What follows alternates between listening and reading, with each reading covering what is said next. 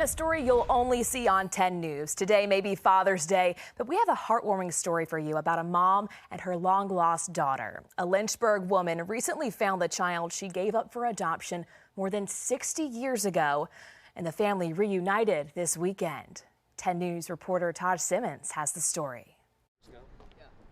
Nancy Harlow and her kids Jim McCann and Susan Collins Adams look like a happy family. Oops, don't get those white pants, they disappear.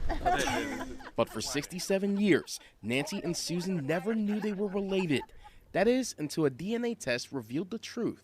One day you spit in a tube, the next day you have a sister. You know, it's weird. Nancy became pregnant as an unmarried teen, and her dad forced her to go from Virginia to Missouri to give birth at an adoption clinic. They thought the father was not going to accept the child back or cause any problems because he told them that he had died in the Korean War. She never even knew Susan's name.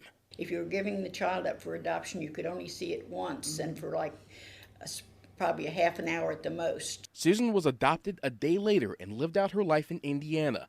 She knew she was adopted, but never got any closer to finding her birth parents. You don't know. You really don't know what you're coming into. Or maybe you were the secret nobody ever really wanted anybody to know about. Susan did a DNA test in a last-ditch effort to find her birth family. What did I have to lose? I'm a retired real estate broker and a recent widow. Jim had no idea about her quest. You know, I have 6 other siblings, so I was satisfied. But when he filled out the DNA test he got as a gift, the missing link connected, and Nancy finally discovered her daughter.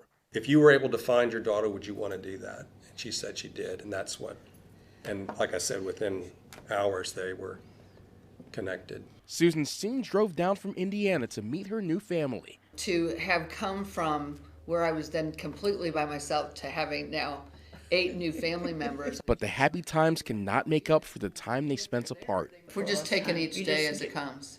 Take what you get, and that'll be fine. 67 years is a long time to wait, but thanks to technology, they did not have to wait any longer.